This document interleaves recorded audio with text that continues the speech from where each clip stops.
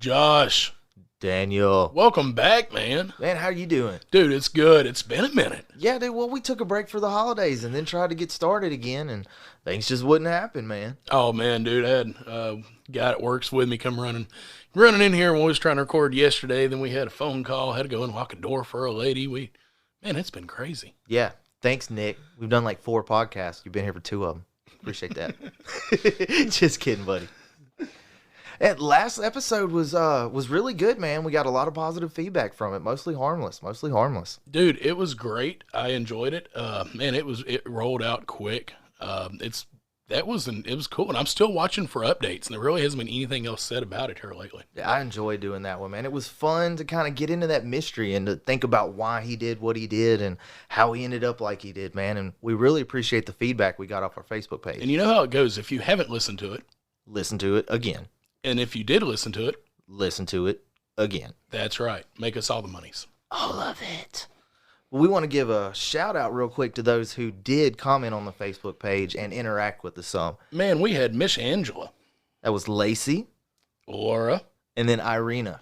That's right. And I think people are still commenting on stuff. Yeah, that's great. So we appreciate your feedback for Mostly Harmless. And because of that, we really wanted to try and give you another one that people could sink their teeth into and really think about and talk to with some, really, come up with their own conclusions. Right. You know, what we're covering today is the Vegas shooting. And the thing is, when it happened, there was all these crazy conspiracies out. And there was hundreds of conspiracies. Well, the less true information and facts that you have, I believe the more conspiracy theories begin to spring forward. Right. And so now that we have it where it's literally, this is what happened, and we have a rundown who it was, why he might have done it, it makes things way more clear. Yeah, it really does. That's really why I wanted to come back and kind of approach this. When you brought it up to me, I loved it for that reason.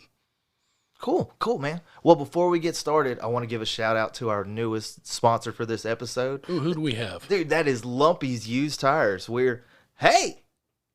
Man, that's all he wrote. Just hey. Just hey. Yeah. Lumpy's. That does not sound like a very trustworthy tire. Man, in this market, in this economy, you got to do what you got to do. So you guys go see Lumpy at Lumpy's Used Tires. It's definitely one of those $29.95 tire places. Yeah, man. And Lumpy got his commercial from Anchor Support. That's right. There's 3 levels from Anchor Support that you can help follow us at. 99 cents a month, I believe $4.99 a month. And then our top tier at $9.99 a month. Ooh. Yeah, and if you become a top tier member for 2 months, you can send us your information and your own idea for a funny commercial, and we'll put it on lit. Oh, I'm so ready for it. All they have to do is literally give us a name, and we'll come up with something good for you. Yeah. Or just tell us you want it done. It's fine. We just want your money. That's all I want. We're poor. Help. So you ready to get started, buddy? Oh, let's do this. Let's do it. Go ahead, buddy. So Stephen Craig Paddock was born April 9th, 1953 in Clinton, Iowa. He grew up in Tucson, Arizona, then in the Sun Valley neighborhood of Los Angeles. He was the oldest of 4 kids, and his dad, Benjamin Paddock, was a freaking bank robber who was arrested in 1960 when Stephen was only 7 years old. Whoa. Yeah. That's not a good start for a life. Yeah, not only that, but he escaped from prison in 1969 and was part of the FBI's most wanted list. Yeah, according to Stephen's brother Eric, he was never with my mom, and Stephen had limited interaction. Benjamin following the latter releases from prison. According to one of Paddock's ex-wives in a police interview, he had spoken about growing up with a single mother and never really talked about his dad.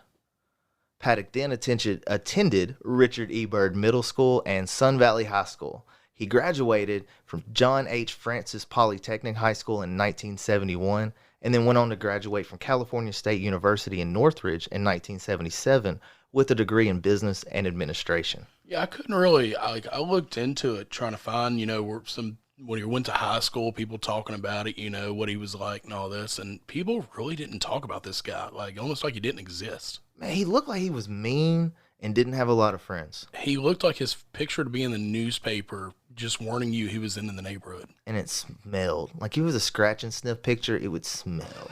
No, definitely. It wouldn't smell like cherries. No, garbage. Old bananas. Oh my gosh. Yeah, during the 70s, he actually worked as a mail carrier, then he moved on to the IRS. Oh, see, you got to be a certain person to work for the IRS. Yep. This is him. That's it. Yep. This is the guy. And then he was a defense contract audit agency auditor. Whatever that means. That is a big title. Sounds like you got to be a dick to audit defense contracts. Right. And also have just zero personality and probably zero emotion, which kind of rolls in later on in this story. And no deodorant. Yes, and no deodorant. Well, by the pictures, no deodorant. Yeah. Yeah, him and his brother actually had a real estate business, and I believe that's where the majority of his money came in. Yeah, because he had some money. Yeah. And man, he ended up becoming a multimillionaire. Yeah. So Paddock lived in the greater Los Angeles area, and he owned personal property in Panorama City, Cerritos, and North Hollywood from the 1970s to the early 2000s. Oh, that makes sense now. So he bought it when everything was still cheap. Yeah, yeah. And also, he had 2 apartment buildings in Hawthorne, California, and he also owned an apartment complex in Mesquite, Texas that he had up until 2012, which he sold it. Yeah, so that makes a lot of sense now. Yeah. I mean, California back then, you could literally buy a house for $50,000. Yeah, yeah. His relatives go on to say that he was worth at least $2 million when he sold off his real estate assets. But I think it was a little bit more than that. And this guy used to work for the IRS, so he knew how to hide money. Yeah. Among his most profitable sales was an apartment complex that he purchased back in 2004 that gave him more than $500,000 in annual income by 2011.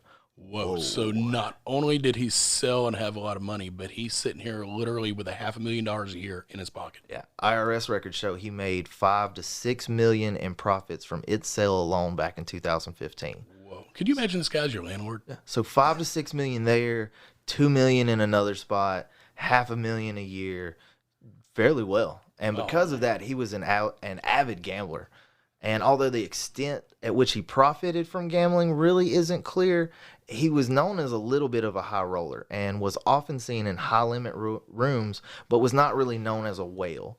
And a whale is like a true high roller. Right. And to kind of give you some ideas, as long as my paper doesn't make too much noise for you guys, the best blackjack games at the Mandalay Bay in the high-limit room have hand limits from simply $200 all the way up to $20,000 per hand. Yeah, but the thing is, like, when you're a high roller, we could drive in there, and me and Josh pull up in a Maserati, have on our Gucci, the whole 9 yards. We could deposit $500,000 into the casino's bank.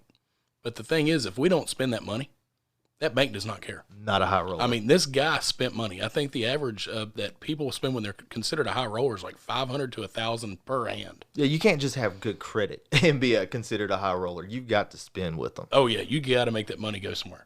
Yeah. Now, Paddock was married and divorced 2 times over. First time he was married from 1977 to 1979, and the second from 85 to 90. Both of them were listed in Los Angeles, California.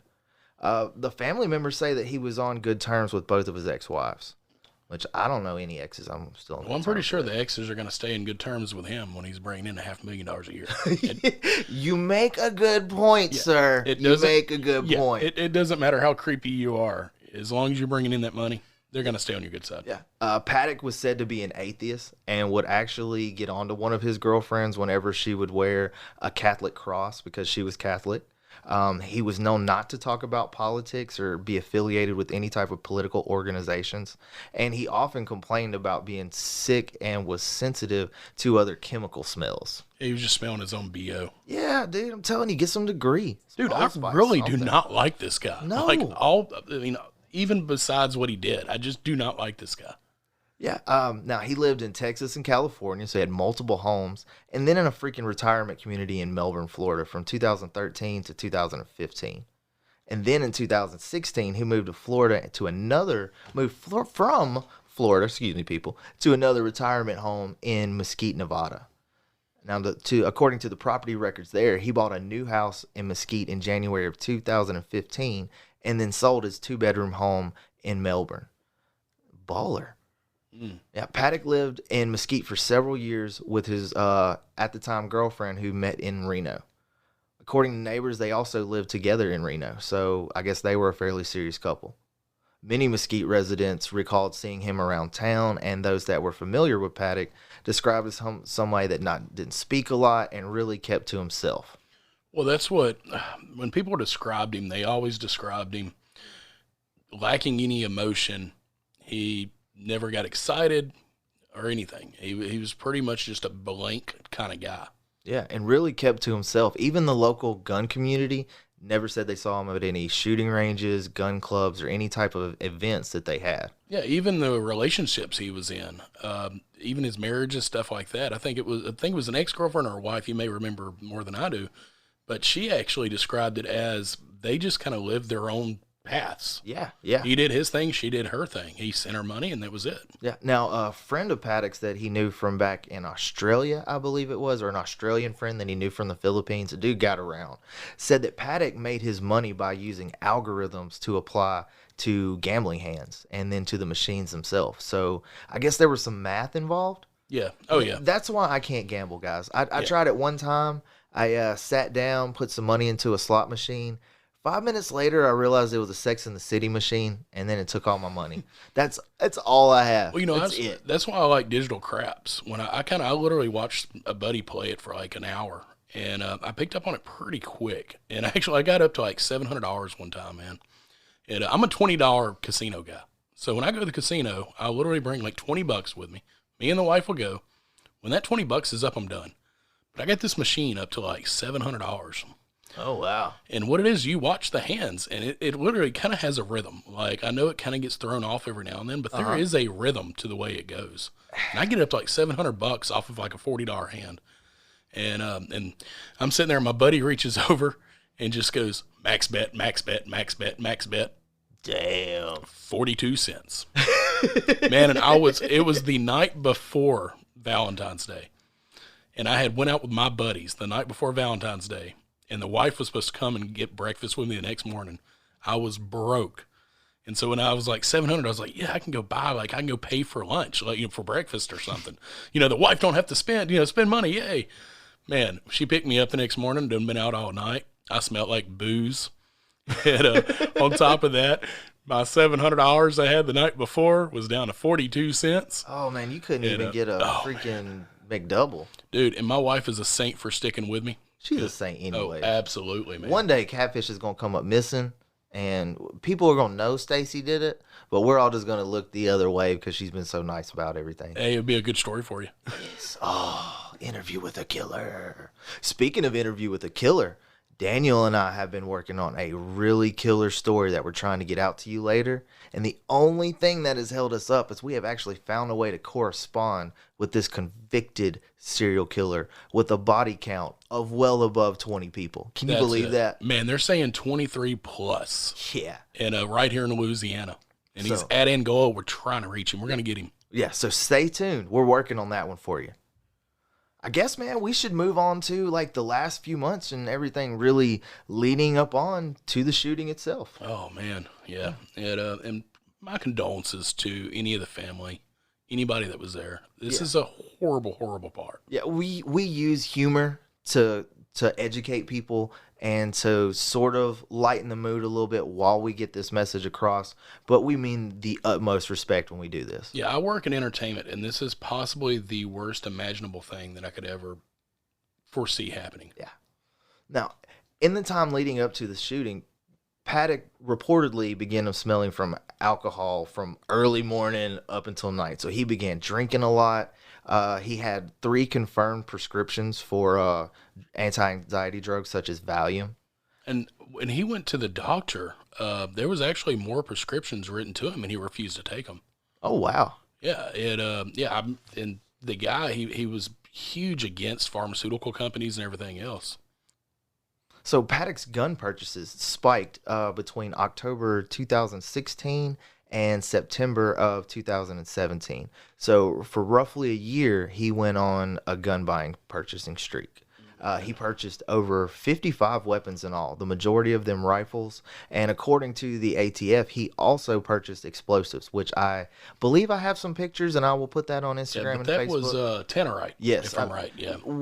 Us being from the South, we can go to a local hardware store and buy tannerite all day long, and it's not a big deal. Right, and tannerite, you can stick a lighter to it, and it's not going to ignite. Yeah. You have to have a high-powered rifle to hit it for it to actually explode. And it's more, when the explosion, it's not flames and everything else. It's literally just power that comes out. I shot one off like 2 weeks ago. Yeah. You can also check out a YouTube video where a guy shoots one on top of a lawnmower, and the shrapnel from the lawnmower takes the bottom of his leg off. Whoa. Yeah, it's pretty bad. He was way too close. Yeah, that's what terrified me. Like I'm grateful he did not plant that or do something with it. Yeah, prior to 2016, he had already purchased close to 30 firearms between 82 and 2016, but most of those were handguns and shotguns. His girlfriend is said to have noticed the increase in firearm-related purchases, but believed it was just a hobby. And once again, us being from the South, it is a major hobby. Oh yeah, because I have a lot of buddies that'll just get into guns and just start buying them like crazy for over a couple of years. Oh, myself and a good friend of ours, we'll go right across the river to the indoor range. Well, we used to before COVID, and we go once a month and just shoot and have fun. Oh yeah, and rent you a gun for pretty cheap, get you some rounds. Yeah, have at it. Yeah. Now, at Paddock's suggestion, a few weeks before the shooting, he talked his girlfriend into returning to her native country, which was the Philippines. So, was he going to get this? I thought she was mail order, but I guess I'm wrong. I guess he just met her while he was traveling. Yeah. Okay. Looking for a bride in the Philippines. Yeah. Let's not kid that part. Yeah. The morals on this, man. Yeah. So he sent her back to the Philippines. Yeah, dude, got her a surprise airline ticket and then wired her freaking $100,000 to buy a house over there. Also, she's like, "Are you breaking up with me? No, I loved you a long time." Oh my God, dude. I love it, man. Maybe we should get a disclaimer going by the next episode. Oh, it'll be all right. Yeah, we'll be fine. Screw that. Yeah, and it was right around this time. Paddock actually rented a room overlooking a festival in Chicago and then never showed up. Yeah, that was Lollapalooza of 2017. And then before the Mandalay Bay shooting, he actually scoped out the Life is Beautiful concert in Las Vegas and brought suitcases and stuff with him to that one. Now, whether he was scouting, whether he actually had weapons, whether he just wanted to see if he could bring that many freaking suitcases into one place before somebody said something, we don't know. But you know what? My honest opinion with this, getting away from the facts for half a second, going into opinion-based, I honestly think this guy wanted to carry out this act for a long time before. Years, 2 years, more. Maybe like his claim to fame. And he kept, right, and he would chicken out right before he would do it.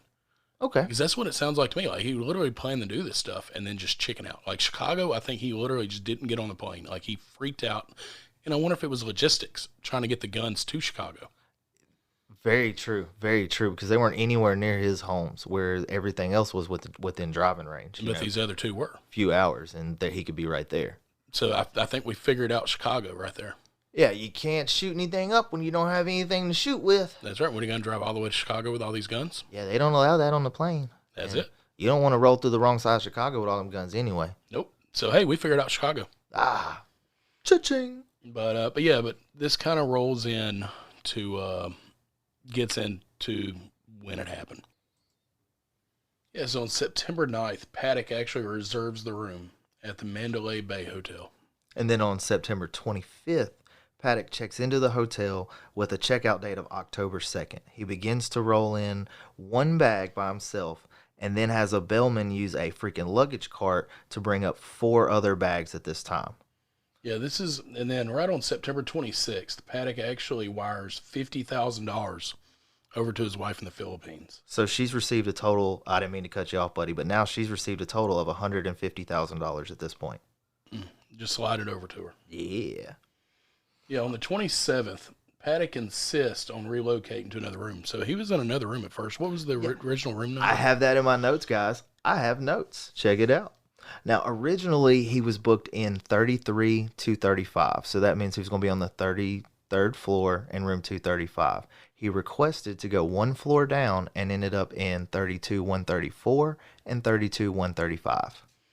And then on the same night that he transferred rooms, he actually went back, buys a bunch of luck baggage, razor blades, fake flowers, and a vase, and a styrofoam ball Makes at Walmart. No sense at all. On September 28th, Paddock buys a .308 caliber bolt-action rifle from a gun store in Mesquite, and then wire transfers an additional $50,000 to an account in the Philippines. So he's just sending his wife over there just tons and tons and tons of money. Yeah. Paddock later returned to a gun range and then went back to Las Vegas. At this time, he brings in another 2 rolling suitcases and a laptop bag into his room. Yep, September 30th. He actually spent most of the day in his room. He kind of stayed shut up. Nobody really seen him that much, and he had a do not disturb sign on his door. Yeah, he was whacking it to some weird stuff. Well, that goes into the end of the story too. I won't run it too much then. Yeah. On October 1st, the day of the attack, so now our timeline is going to start getting more and more compressed. Paddock returned to Mandalay Bay early in the morning and he gambled for 4 hours. At this time, he brings in 2 more rolling suitcases and another bag to his room. And throughout the afternoon, officials say he is detected opening and closing the doors to his suite multiple times, probably preparing for his attack. So you can kind of think that Mandalay Bay has such a security protocol and systems in place that they actually know every time you put your key in, every time you shut the door, every time you open it, every time you turn the deadbolt. If a door's left open. Yeah, exactly. Or if a door can't be opened. Yep, and it was at 9:30 in the morning where he actually locks the door. No, that was at 9:36 p.m., buddy. Oh, PM. Yeah, we're at nighttime. Whoa. Yeah. So at 9:36 p.m., he deadbolts the door to one of his room and then deadbolts the door to his other room 10 minutes later. And they've got that from the electronic surveillance. At 10 p.m., security guard Jesus Campos arrives via elevator on the 32nd floor to investigate an alert of an open door in a guest room down the hall from Paddock's suite. Campos checks the stairwell door first and finds that it's blocked his entry to the floor from minutes earlier. So while he's going around checking this, Paddock is actually starting to secure the area. And he secured it with a simple metal L bracket. Oh, this was really simple, too. It literally was just the shape of an L and just lodged in and screwed into the door. Yeah, why don't you pick back up on 10:04, buddy? Yeah, at 10:04, Campus calls the security dispatch and says the door is blocked. His call is routed to the factory's maintenance department, which dispatches maintenance engineer Stephen Shuck to go to the floor. Yeah, at 10:05, this is when Paddock fires 2 initial shots at the Las Vegas Village, the open-air venue that was across the street from his hotel where the Route 91 Harvest Music Festival is being held, and there's more than 20,000 people there. Now, before we go on in our timeline, I'd really like Daniel to tell us a little bit about the Route 91 Music Festival. Yeah, it said 20,000. The actual count of people was actually over 22,000 that was in this little area. And so, but the hotel, when I first heard about this, I thought that he was just shooting straight down into like a parking lot area or into an area below him. No, this was like a quarter of a block, a 6-lane highway, another quarter of a block, and then 22,000 people in a small area. And he sat there and he actually lined up the shot and everything else and fired off these 2 shots. At the time, there was actually that weekend, what it was is the Route 91 Harvest Festival was this huge festival. It was country music. It was in its 4th year running and was packed. And that weekend, you had Jason Aldean, Eric Church, Sam Hunt, and then there was a long line of other musicians that were going to be playing. And wasn't it Jason Aldean that was on the stage at the time? That's it. He was actually the grand. That's why there were so many people there at the time. Oh, he was the main event. He was the main event. Oh, I didn't think about that. Yeah, this guy actually waited until there was the most amount of people out there before he started shooting. Wow. And I think before he fired a couple of shots, he used a hammer and broke the glass out more. Yes, he did. And we have pictures of not only his viewpoint from where he began to fire at, but of what he used and the hammer that he used to break the bulletproof glass, our shatterproof glass. It's hurricane proof. It's something proof. It's pretty strong. It's thick. Yeah, and something to think about, man. This hotel is giant, man. Yeah, the hotel actually had over 3,200 rooms, not including the bars, the clubs, 24 elevators. Yeah, the restaurants, the casino itself. 135,000 square feet. It's huge, man. It's the largest casino, I believe, on the Strip, correct? It's one of the largest, and there's 43 floors. Wow. So back to our timeline, guys. At 10:06 p.m., Campos, who is the security officer that is working at Mandalay Bay, here's what he later described as rapid drilling noises, and what I'm going to believe is automatic gunfire. At that time, Paddock fires about 100 rounds at concert goers. Now, Paddock, who has placed surveillance cameras outside of his room, starts shooting through the door while looking at the security camera. There's security footage on his laptop. Not even really aiming, but just blindly firing through the door. He hit the security guard in the leg. Now, Campos, who is unarmed, takes cover and radioed into the hotel dispatcher and gives the room number that he's firing from on the 32nd floor. Yeah, and the security officer actually thought he got shot by a BB gun or something. Yeah, he was in shock from it. Now, hold on for a second. Could you imagine also being on the 32nd floor when he has secured himself in with these L brackets? Oh, yeah, because he actually locked the entire floor down. I think he had one door for an exit, and he could have taken the entire floor hostage. Absolutely could have. And yeah, Paddock actually resumes firing at 10:07 p.m. Hundreds of rounds start going off, shooting straight down at the festival. So he's just firing hundreds of rounds off, pop, pop, pop, pop, pop, pop, pop, with the bump stops. So the bump stop presses against the stock and actually causes it the trigger to kind of pull quicker. Yeah, I will go in and explain a little more about the firearms and the weapons that he used later on here in the story. That way there's no real confusion about what happened. But yeah, that's why they heard that sound there, that rapid pop, pop, pop, pop, pop. And there were two police officers who were actually already at the Mandalay Bay and for another call. They began to head upstairs, presumably to try and find the source of the gunfire, along with two armed security guards now from the Mandalay Bay. Over the next 2 minutes, Paddock takes several pot shots at a jet fuel storage tank at the nearby airport. He actually hit the tank twice, but it didn't ignite the fuel. Right. I think one didn't penetrate, but one did. Luckily, the ignition point is so high for it that the round itself wouldn't cause it to go off. Yeah. Yeah, at 10:10, the maintenance engineer actually arrives at the 32nd floor, and Campos yells for him to take cover. Paddock starts firing down the hallway, and Chuck radios hotel dispatch to send a police to the 32nd floor. So this building engineer didn't realize there was gunshots and shit going on above him and just kept trucking on to the 32nd floor? Just kept on walking up. At 10:11, the two police officers arrive on the 31st floor, one floor below Paddock, as the gunman resumes firing into the concert crowd. Pop, pop, pop, pop, pop, pop. At 10:12, two armed Mandalay Bay security officers also arrive on the 32nd floor, and the police and security officers on the 31st floor realize that the shooting is coming from above them. Well, you got to think, such a huge place. I mean, trying to find the source of the sound would be about impossible. At 10:15, Paddock fires his final shots at concert goers. This is where it gets weird to me. Yeah. Now at 10:16, the two police officers on the 31st floor enter the stairwell outside the 32nd floor hallway, but do not actually confront Paddock. Whoa, I didn't know that. So they're just sitting there chilling. Yeah. I mean, freaking out. Yeah.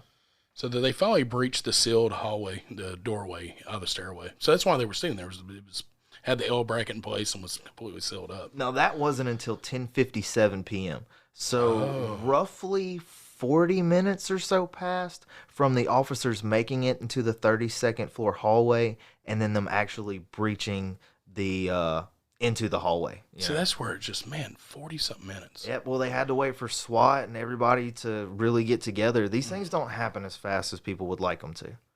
At 11:20 p.m., police use explosives to blow open Paddock's door, and they discover him dead from a single gunshot wound to the head. That's when they actually, at 11:26, they actually breached the interior door for the second room because they didn't know how many shooters there were at this point. No, they didn't. And that's where the police officer accidentally fired 3 rounds into the room. Yeah, he hit him with a burst. He wasn't playing. So what exactly did they find when they got into the room? Well, they found a lot of stuff. And first I'm going to start out with the weapons that they found, and then we'll move on into some of the other things. First off, he had 24 weapons. 23 of them were rifles and one handgun, a .38 caliber Smith & Wesson revolver, which he took his own life with. He had fired 1,100 rounds, and that includes 200 rounds that he fired into the hallway itself at Campos. He also had another 4,000 rounds of unused ammunition. Now, out of the 23 rifles he had, he actually used 15 of them, which makes no sense at all. And from those, the AR-15s, 6 of them didn't even have sights. So while they all had bump stocks and could be basically put into as close to an automatic position as you can without having the proper certificates and licenses for them. So he could fire 6 of them fully automatic, but with no way to aim it. He had 5 of them that actually had sights where he could aim, and 2 more just as backups with no magazines, but they also had bump stocks and EOTech sights on them as well. He had 5 AR-10 308s with scopes and bipods. He actually only fired 2 rounds from the 30. Actually, no, 8 rounds from 2 of the 308s. And I think what he did is he began to shoot with those, realized he wasn't going to be actually able to hit anything, and that's when he switched over to his ARs with a grand total of 1,058 rounds from 58 weapons. You had 1,049 of these rounds from 12 of the ARs, 8 rounds from 2 308s, and 1 final round from a 38 caliber. Which is what he finished his life with. Yes, and if you're not too squeamish, I'm sorry, I didn't mean to cut you off, but if you're not too squeamish, check out the pictures. Yeah, and he ended up wounding 411 people with those guns, and killed 60. Oh man, 60 deaths, and that distance. That's what with the guns. We had discussed this before. What got me with the guns though is most of them were like open sighted, and this was a huge distance. I mean, he was literally just pointing in the direction and pulling a trigger at this point. Yeah. Now, here's a list of some of the other things that they found. He had a laptop computer, which he used for the surveillance cameras. He had a disassembled laptop missing a hard drive that was on the floor. I wonder why there's a hard drive missing. He had power tools. He had empty ammunition boxes. He had this weird breathing apparatus from a scuba mask and some tubing and a fan that would not have been effective on his best day. You have millions of dollars you can blow at this point. Yeah, and you make something out of a scuba. It sounded like a last second thought. He sounds like the smartest special kid in the state. Oh, he definitely rode the short bus to do this. Yeah, he had hand tools, drill bits, screwdrivers, suitcases, towels, plenty of empty rifle magazines. He had a laptop that was connected to the hallway surveillance cameras, which I believe I had already mentioned. He had tons and tons of extra magazines. And later, during the investigation, they found Paddock's minivan. A minivan! Ugh! But he had a 2017 Chrysler Pacifica. He had 22-pound containers of exploding targets. Whoa, I didn't know it was 22 pounds. 10 1-pound containers of exploding targets, and 2 20-pound bags of explosive precursors. So that was all the tannerite. He had a few more mags, some ammunition, some suitcases, and towels. Now, there's one thing that was not mentioned in any of this. He had no ammunition carry rig, basically. So if he had attempted to fight his way out, the man literally had no way to prep and arm himself to make it to that van. No, this is a one-way mission. And I think he realized that at the end. That's why he killed himself as quick as he did. Yeah. Yeah, he took the wuss way out. Yeah, and there's so many open theories, so many unanswered questions, and that's why we wanted to bring this to you guys. We love the way you interacted with us before, and we want to keep that going. Yeah, and let's not forget, man, he actually had kiddie porn on what? on the mic computer. Drop. Yeah, that's why the missing hard drive. I remember when all this happened, the conspiracy theories went around the missing hard drive, the computers being in pieces, and all this stuff. When the FBI actually did the forensics on the laptop, they found a bunch of kiddie porn on the computer. Okay. And so in my theory, that's why he got rid of the other hard drive and the other computer. Oh, it makes perfect sense. Yeah, he didn't want to embarrass himself even further after killing 60 people. Has he seen his driver's license picture? Dude was a walking embarrassment. Yeah, that's what I was telling you earlier, man. After seeing his picture, it makes complete sense. And so the guy was just a lunatic, man. Screw this dude. Yeah, I hope he's getting a pitchfork right now. Oh, yeah. Getting it hard. Well, guys, what did you think? That was the 2017 Las Vegas shooting at the Mandalay Bay, perpetrated by Stephen Paddock. Make sure you check us out on Facebook. Check us out on Instagram. Yeah, that's Facebook, Lost in Thought. Instagram at Stay Lost in Thought. YouTube at Lost in Thought Media. And if you really, really want to help us out, guys, check out Anchor. hit one of the support buttons and let us know. We can't wait to hear from you guys again. Across from me is Daniel. I'm not Theo Vaughn. Remember, not all who wander are lost. Till next time, guys, stay lit.